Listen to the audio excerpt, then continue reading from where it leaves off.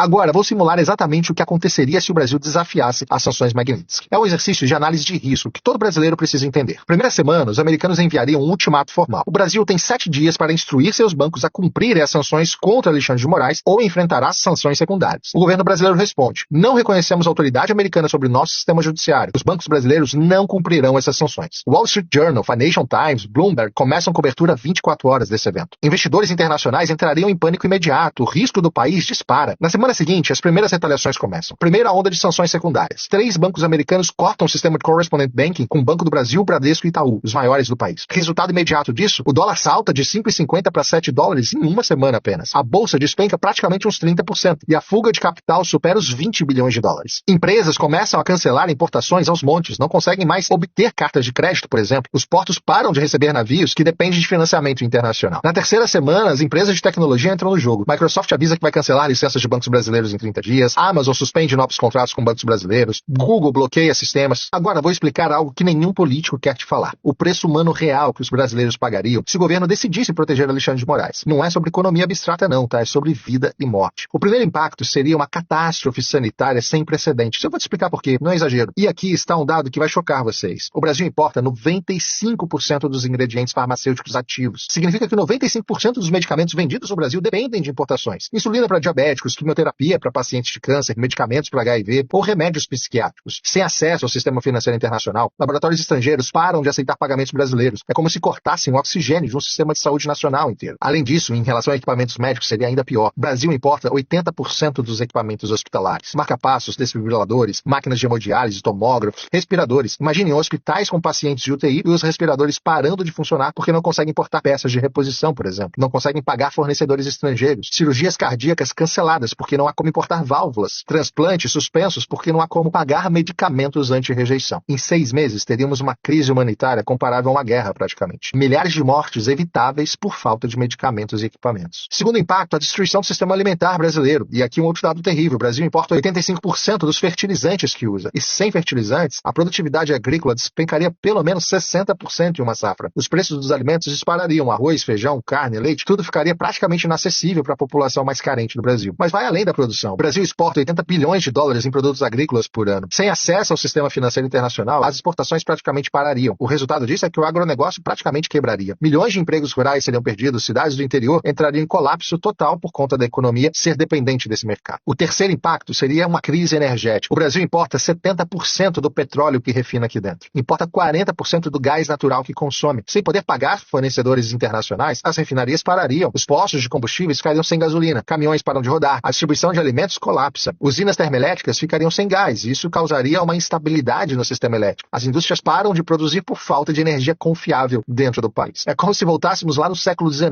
Economia baseada em carvão e lenha. Desenvolvimento de décadas perdido em meses. O quarto impacto é que o Brasil vira um país isolado tecnologicamente. Sem Google, sem Microsoft, sem Amazon, sem Apple. As universidades perdem acesso a jornais científicos. Os pesquisadores ficam isolados da comunidade internacional. A medicina perde acesso a bases de dados médicas globais. Empresas perdem acesso a softwares internacionais e bancos ficam sem sistema de segurança atualizados. Fintechs param de funcionar e estudantes não conseguem usar plataformas educacionais internacionais. O Brasil vira um país academicamente isolado, como a Coreia do Norte é, por exemplo. E, obviamente, um outro impacto é o êxodo massivo da classe média alta. Qualquer brasileiro que tenha condições financeiras tentará sair do país. Médicos, engenheiros, cientistas, empresários, todos tentando emigrar antes que seja tarde demais. É como se o cérebro do país fosse sugado para fora. Universidades ficam sem professores qualificados, hospitais sem médicos especialistas, empresas sem executivos competentes para liderá-las. Em 2 anos, o Brasil perderia 30% de sua população mais qualificada. É um genocídio intelectual.